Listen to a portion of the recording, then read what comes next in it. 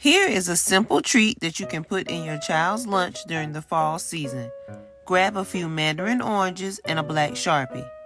Draw jack-o'-lantern faces on each orange and place in your child's lunch for a sweet treat.